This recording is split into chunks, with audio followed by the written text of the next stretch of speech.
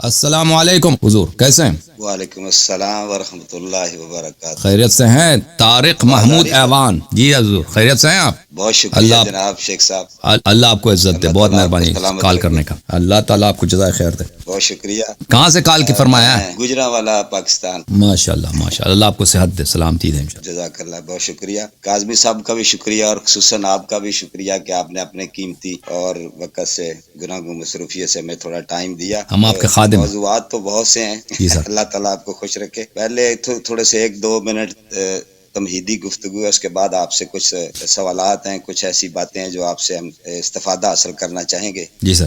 تو نہ تو کوئی مناظرہ ہے، ہم تو اس قابل نہیں ہیں، ہم تو آپ جیسے علماء اور ایسے اہل علم و دانش سے سیکھتے ہیں، اور یہ ہے تھوڑا سا ریسرچ قسم کا دماغ ہے جس پر طرف لگ جاتے ہیں، تھوڑا اس کی بارے تحقیق ضرور کرتے ہیں۔ تو میں ذرا یہ نوٹس پہلے دے دینا چاہتا تھا کہ میرے جو کچھ اشکالات، کچھ سوالات ہی ہوں گے، میں آپ سے کوئی مناظرے کی نیت سے نہیں حاضر خدمت ہوا جی۔ تو یہ ہے کہ کہنا یہ چاہتا ہوں کہ یہ جو اہل سنت والجماعت کی جو کتب سے آپ حوالے جات دیتے ہیں، اس میں میری بس ایڈ ہی کروں گا کہ سب سے زیادہ پہلے جو ہے نا سید مودودی رحمۃ اللہ علیہ کی کتاب ہے خلافت الملوکیت، وہاں سے جو اہل سنت لوگ ہیں نا ان کو یہ باتیں معلوم ہوئی، امام علی علیہ السلام اور اہل بیت اور دیگر کچھ مسائل۔ اس کے بعد یہ کام جو ہے نا مولانا اسحاق صاحب نے کیا، میں نے ان کو بہت سنا ہے، 2012 سے میں ان کو سنتا رہا ہوں، تو کچھ چیزیں ان کے جو انہوں نے اپنے بیانات اور خطبات میں بیان کی ہیں۔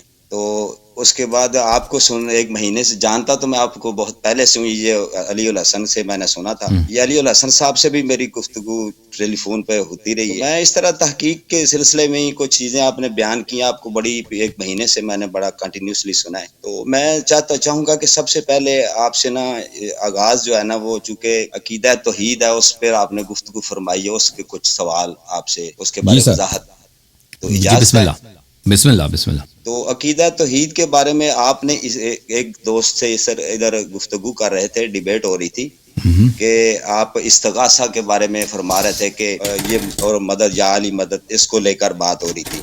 تو آپ نے اس میں بتایا تھا کہ جو جتنی بھی جو مخالف فریق تھا وہ پیش کر رہا تھا آیات قرآنی حوالہ جات تو قرآن سے، تو وہ آپ کہہ رہے تھے کہ یہ بتوں کے لیے۔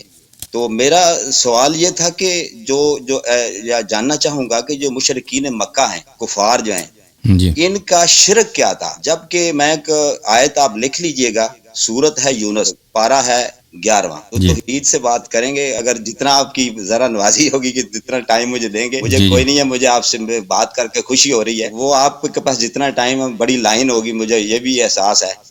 اعوذ باللہ من الشیطان الرجیم، قل من يرزقكم من السماء والارض ام من يملك السمع والابصار ومن يخرج الحي من الميت ويخرج الميت من الحي ومن يدبر الامر فسيقولون الله فقل افلا تتقون صدق اللہ العلی العظیم۔ جی، صدق اللہ العظیم۔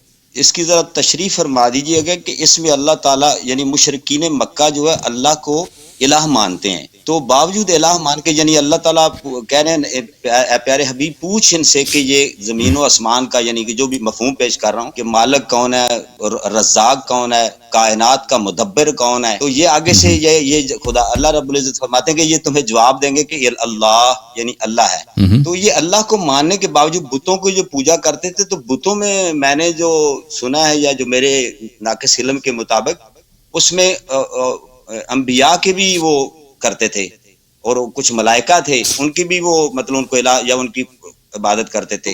اس میں ان کا شرک کیا تھا؟ اگر وہ ان کا شرک یہ تھا بھائی، ان کا ابھی میں بتاتا ہوں ان کا شرک کیا تھا۔ وہ یہ تھا کہ وہ بتوں کی پوجا کرتے تھے، وہ ان کو اپنا معبود سمجھتے تھے، ان کا ایک چھوٹا معبود ہے اور ایک ان کا ایک اصلی معبود ہے۔ جیسا ابھی جو آپ کے ہندوستان میں بھی اس طرح کے ہندو ہیں جن کا عقیدہ یہ ہے کہ ایک بھگوان ہے ہمارا اور ایک مثلا مختلف خدائیں ہیں، ایک کوئی مثلا پانی کا خدا ہے، کوئی آگ کا خدا ہے، کوئی رزق روٹی دینے والا بھگوان ہے، اور ایک جو ہے ان سب کا بھگوان ہے، سب کا ان کا بھی یہ اسی طرح عقیدہ ہے۔ تو ان کا بھی یہ سب مشرکین کا عقیدہ ایک جیسا نہیں تھا، ان میں سے بعض کا عقیدہ یہ تھا کہ ایک اللہ ہے جو ان سب سے بڑا ہے، پر ان کے اللہ کے جو ہیں اللہ کے اور بھی شرکا ہیں کہ ان کی وہ پوجا کرتے تھے, ان کے لیے وہ نظر و نیاز کرتے تھے, ان کی وہ سامنے سجدے کرتے تھے, اور ان کو اپنا خدا کہتے تھے, ان کو الہ کہتے تھے. یہ قرآن مجید میں بہت سارے مختلف مقامات میں کہ یہ اپنے خداؤں کو الہ بولتے تھے کہ یہ بھی خدا ہے, ایک وہ جو خالق زمین و آسمان ہے وہ بھی اللہ ہے, ٹھیک ہے نا. تو ان کا شرک یہ تھا. جہاں تک انبیاء کا تعلق ہے تو انہوں نے کچھ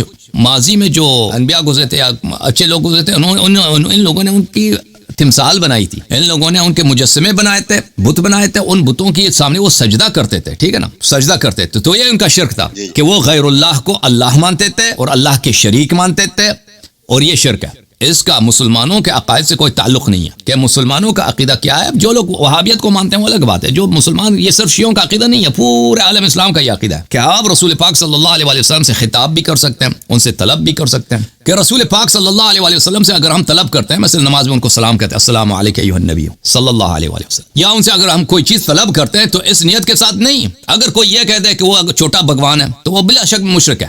اگر کسی شخص کا یہ نیت ہے کہ میں پیغمبر صلی اللہ علیہ وآلہ وسلم سے استغاثہ کرتا ہوں اس نیت کے ساتھ کہ وہ ایک چھوٹا خدا ہے, اللہ بھی ایک اللہ ہے اور ایک اس کا چھوٹا خدا ہے, مثلا رزق و روزی دینے والا یہ بھگوان ہے, یا ایک چھوٹا اس خدا کا شریک ہے, تو بھی اس کے مشرک ہونے میں شک ہی نہیں, کوئی نہیں کہتا وہ مشرک ہے. آپ ابھی میں آپ کے سامنے بیٹھا ہوں نا, مجھ سے بھی آپ کوئی چیز اس نیت کے ساتھ طلب کریں کہ میں بھگوان ہوں, میں خدا ہوں, میں کوئی الہ ہوں, تو وہ فرق نہیں کرتا. اب میں سامنے بھی ہوں, آپ مشرک بن جائیں گے. تو آپ کسی بھی غیر اللہ کو اللہ کہہ دیں, اللہ کا شریک بنائیں تو وہ شرک ہے. اما اگر یہ نیت نہیں ہے, ہم کہتے ہیں رسول صلی اللہ علیہ وسلم عبدہ و رسول, اللہ کا بندہ ہے لیکن اللہ تعالیٰ نے ان کو کرامات معجزات دیا.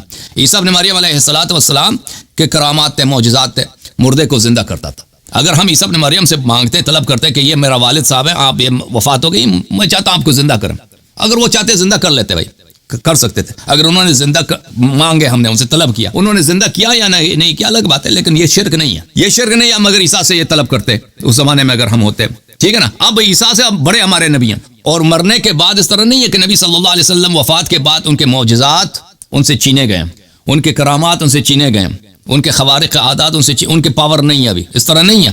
جس طرح وہ دنیا میں ہمارے سامنے جب تھے وہ نبی تھے, آج بھی نبی ہیں, آج بھی رسول ہیں, آج بھی صاحب معجزات ہیں, آج بھی اللہ سے ان کا وہی قرب ہے, بلکہ ان کا قرب ہر لحظہ ہر آن بڑھتا جاتا ہے. اللہ تعالیٰ ان کے مقامات کو ہر لحظہ ہر آن بڑھاتا جاتا ہے. تو نبی کریم صلی اللہ علیہ وسلم ہم سے پیار بھی کرتے ہیں, عزیز علیہ ما عنتم حریص علیکم وبالمؤمنین رؤوف الرحیم, وہ ہم سے رؤوف الرحیم ہے, نہایت رأفت رکھتے ہیں, نہایت نرم دل ہیں. اگر ہم ان سے کوئی چیز طلب کریں تو اس میں شرک کیوں شرک ہو؟ شرک کا مطلب کیا ہے کہ وہ آپ غیر اللہ کو اللہ بنا دیں. وہ بتوں کی جو پوجا کرتے تھے وہ اس کو خدا مانتے تھے. جی آپ کو حکم ہے تو میں سننے کے لیے تیار ہوں. جی سر, اس میں یہ دیکھیں کہ کچھ چیزیں ہیں نا کہ کہاں تک کیا ہم ان سے استغاثہ کر سکتے ہیں, ایک نمبر ایک. اور دوسرا یہ ہے کہ اس کے اوپر کیا دلیل کیا ہے, قرآن سے یا کوئی نص سے ہے کوئی دلیل کہ نبی کریم, یہ تو آپ نبی کریم صلی اللہ علیہ وسلم سے نیچے آ جاتے ہیں نا, ہمارے پاکستان میں اولیاء و دیگر. ہاں اولیاء کو چھوڑیں. اب بات یہ ہے کہ دیکھیں تو پھر یہ شرک نہیں ہے. شرک کے لیے دلیل چاہیے نا. اگر کوئی چیز شرک ہے پھر یہ شرک نہیں ہے. آپ کہتے ہیں اب شرک نہیں ہے, اگر یہ مان لیا کہ شرک نہیں ہے, اب یہ کیا, یہ جائز ہے یا نہیں ہے, ٹھیک ہے نا. ہر چیز جو حرام ہے یا شریعت میں ہمیں اس کا حکم معلوم نہیں ہے, اس کا مطلب نہیں ہے کہ وہ شرک ہے, ٹھیک ہے نا. بہت ساری, ابھی میں نے یہ کوٹ پہنا, یہ کوئی سنت توڑی ہے کہ میں کوٹ پہنوں یا میں نے ٹائی پہنا, ٹھیک ہے نا, لیکن اس کا مطلب نہیں یہ شرک ہے. یہ ہو سکتا ہے کہ مثلا یہ حرام ہو سکتا ہے یہ مکروہ ہو سکتا ہے جائز ہو, لیکن شرک ایک اسپیسیفک کیٹیگوری ہے, ایک اسپیسیفک مقولہ ہے. تو پھر اب شرک کا اطلاق اس پہ نہیں ہو سکتا. کوئی دلیل ہے ہی نہیں کہ یہ آپ غیر اللہ سے طلب کریں یہ شرک ہوگا. یہ شرک نہیں ہے. شرک وہ ہے کہ آپ غیر اللہ کو اللہ بنا دیں. اب کیا یہ جائز ہے یا نہیں ہے, دوسری الگ سوال. اگر یہ سنت ہے یا نہیں ہے, تو مذہب اہل بیت علیہم الصلوۃ والسلام میں, مذہب اہل بیت علیہم الصلوۃ والسلام زندگی میں تو کوئی نہیں پوچھا نا, جب تک نبی صلی اللہ علیہ وسلم زندہ تھے, حیات طیبہ میں سامنے تھے, اس میں تو کوئی عیب نہیں ہے. ہم پیغمبر کے پاس جائیں, یا رسول اللہ صلی اللہ علیہ وسلم ہمارے فرزند مریض ہے, بیمار ہے, آپ اپنے خاک کے پاس اس کو شفا دے دیں. بخاری کی حدیث ہے کہ انہوں نے فرمایا کہ ان تراب ارضنا, یہ بخاری کی روایت ہے, ان تراب ارضنا بریقۃ بعثنا یشفی سقیمنا باذن ربنا. یہ بخاری کی حدیث ہے. ہماری زمین کی خاک ہماری لعاب دہن سے جب مل جائے ہمارے بیمار کو, اگر مجھے مل جائے میں آپ کو دکھا دوں, یہ بخاری کی روایت ہے, اس کو شفا دے دیتا ہے. تو اگر وہ زندگی میں ان کے پاس جاتے ہیں نا کہ آپ ہمیں اب لعاب دہن سے آپ لگا دیں میرے چہرے پہ, میرے آنکھ پہ لگا دیں, یا میرا بیٹا بیمار ہے کچھ کر دیں, اگر وہ کرتے یا نہ کرتے ان کی مرضی ہے بھائی, وہ ضروری نہیں کہ وہ ہماری بات مان لیں. اگر نہ بھی کریں کوئی شرک نہیں ہے جب تک وہ زندہ ہے, ٹھیک ہے نا. اس میں تو یہ تو سب کا اجماع ہے, یہ تو کوئی نہیں کہتا ہے شرک ہے. نبی صلی اللہ علیہ وسلم کے پاس جائیں, ہم کہہ دیں کہ بھائی اگر ہم اس زمانے میں ہوتا ہے, بھائی بڑا فقیر ہوں, پیسے نہیں ہیں, کچھ ہے اگر آپ کے پاس مال دنیا مدد کر سکتے ہیں وہ بھیا پوری دے دیں مجھے، آٹا دے دیں یا پیسے دے دیں، درہم دینار دے دیں، تو اس میں کوئی شرک نہیں ہے. اب یہ کافر کے پاس بھی جائے نا، ابھی میں کافر کے پاس جاؤں، کافر سے مانگوں کہ بھائی آپ اگر ہیلپ کر سکتے ہیں ہیلپ کر دو، وہ کوئی ہیلپ، یہ کوئی شرک نہیں ہے. تو بہرحال زندہ کے لیے تو کوئی نہیں کہتا.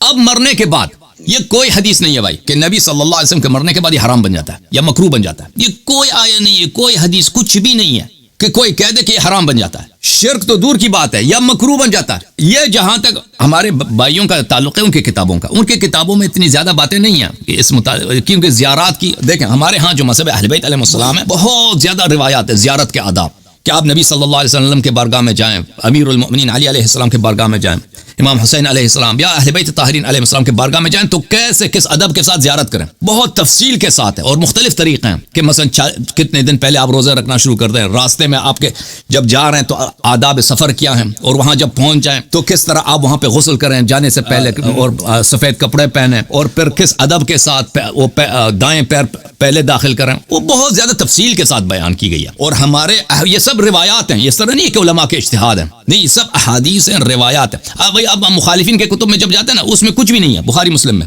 کچھ بھی نہیں ہے زیارت کے متعلق، زیارت کے آداب کے متعلق. ہمارے کتب میں بہت زیادہ ہے، ان زیارات میں بہت ملتا ہے ہمیں کہ آپ اہل بیت طاہرین علیہ السلام کی زیارت کو جب جائیں تو ان سے اپنی حاجت طلب کریں، دنیاوی حاجات طلب کریں. تو یہ منصوص ہے ہمارے ہاں، روایات زیادہ ہیں. تو مذہب اہل بیت میں یہ چیز ثابت ہے. اس کے علاوہ جو بقیہ مسلمین ہیں وہ کوئی ان میں سے کوئی نہیں کہتا، سوائے وہابی ابن تیمیہ کے ماننے والے کہتے ہیں یہ شرک ہے. باقی کوئی نہیں کہتا کہ آپ طلب نہیں کر سکتے نبی صلی اللہ علیہ وآلہ وسلم سے. آپ کے یہ بریلوی حضرات، صوفیہ حضرات، حنفی، ماتریدیہ، اشاعرہ، مالکی، یہ سب جائز سمجھتے ہیں، سوا صرف حنابلہ اور وہ بھی حنبلی حضرات ابن تیمیہ کے بعد انہوں نے اس کو شرک قرار دیا. باقی سب اس کو جائز سمجھتے ہیں. ہمارے ہاں اس کے نصوص بہت ہیں، اور علی الحسن وغیرہ آئے تھے ادھر، میں نے انہوں نے طلب کیا تھا، میں نے اس کے نصوص بھی دکھائے تھے، احادیث بھی دکھائے تھے. جی ہاں، میں آگے چلتا ہوں. جی سر، بہت شکریہ. میں ذرا لیکن تھوڑے سوال زیادہ. جی اب شرک کے متعلق میں ایک اضافہ کروں، ایک نقطہ شرک کے متعلق. ایوان صاحب دیکھو عزیز، یہ جو کہتے ہیں نا شرک مثلا یہ مولوی اسحاق وغیرہ، یہ خود لوگ بری طرح کے شرک میں مبتلا ہیں، کیونکہ یہ سب کہتے ہیں کہ اللہ تعالیٰ قیامت کے دن نظر آئے گا. یہ سب کہتے ہیں اللہ تعالیٰ قیامت کے دن اسی آنکھ سے نظر آئے گا اور وہ اپنا پیر بھی جہنم وغیرہ میں ڈال دے گا. تو اس کا مطلب کیا ہے؟ اس کا مطلب یہ ہے کہ اللہ تعالیٰ نستجیر باللہ نستجیب، یہ تو پہلے قرآن کے خلاف ہے. لا تدرکہ الابصار وہو یدرک الابصار وہو اللطیف الخبیر. لا تدرکہ الابصار، آنکھیں اس کو نہیں دیکھتی، وہو یدرک الابصار، وہ آنکھوں کو دیکھتا ہے، وہو اللطیف الخبیر، وہ چھوٹی باتوں کو جانتا ہے، لطیف بہت ہی باریک چیزوں سے آگاہ ہے، اور وہ ہر چیز کو جاننے والا ہے. پہلی بات یہ قرآن کے خلاف. دوسری بات، جو چیز آنکھ سے نظر آتی ہے اس کا مطلب وہ سامنے ہے، وہ کسی خاص جہت میں ہے، کسی خاص ڈائریکشن میں ہے. اگر کسی چیز خاص ڈائریکشن میں نہیں ہے سامنے، نہیں نظر نہیں آئے گا. اور جو بھی چیز آپ کے سامنے ہے کسی خاص ڈائریکشن میں ہے، اس کا مطلب ہے کہ وہ اجزاء سے بنی ہے.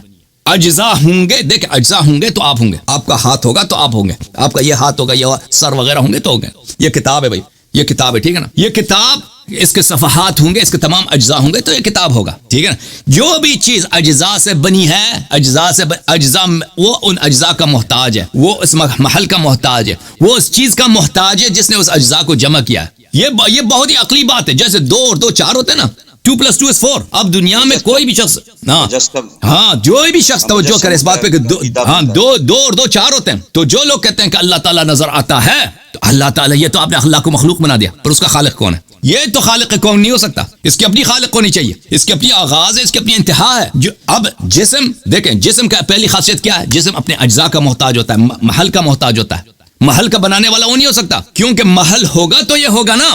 اللہ اگر جسم ہے، وہ جگہ ہوگا، وہ آسمان جہاں بھی وہ جگہ ہوگا تو وہ ہوگا. اس جگہ کا بنانے والا وہ نہیں ہو سکتا، کیونکہ وہ خود اپنے وجود کے لیے اس مال کا محتاج ہے.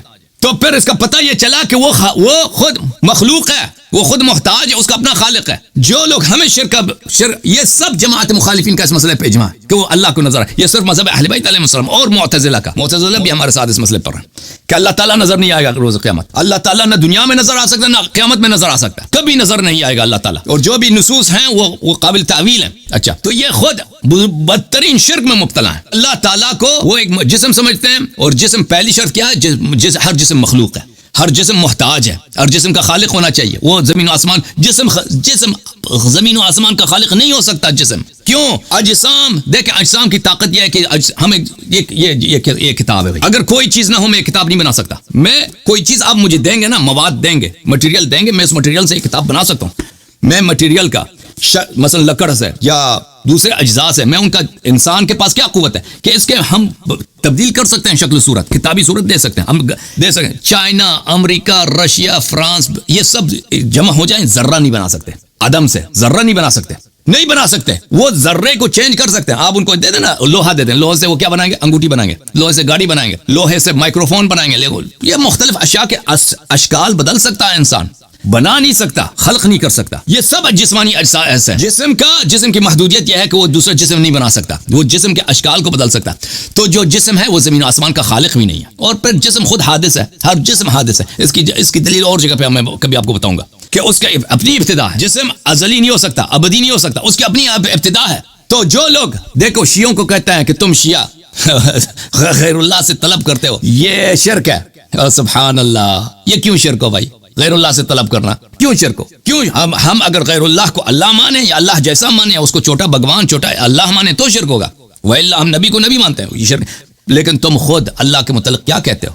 تم نے خود اللہ کو ایک جسم بنا دیا، ختم بات. تم خود مجسم ہو، اور مجسمے کے کیا احکام ہے؟ وہی ہے کہ جسم کبھی اللہ نہیں ہو سکتا، خالق کون نہیں ہو سکتا. جی بسم اللہ، مزید بولیں. ان بریکٹ چھوٹا سا، اسی کو چھوٹا سا سوال ہے، وہ مختصری جواب.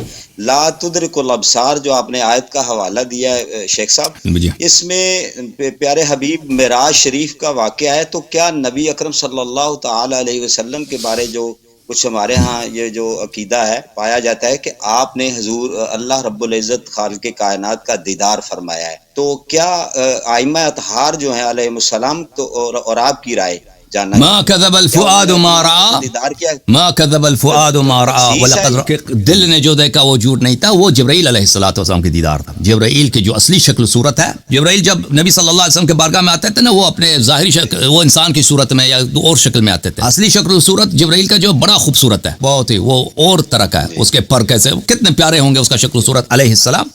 تو جبرائیل علیہ السلام کو دیدار کیا نبی صلی اللہ علیہ وسلم نے. اور اللہ ہمارے اہل بیت علیہ السلام کا نص ہے اس مسئلے پر کہ شب معراج اللہ کو نہیں دیکھا پیغمبر نے. جی اللہ سے خطاب ہوا ہے. مولانا اسحاق نے بھی بیان کیا ہے. ہاں، اللہ سے خطاب ہوا ہے.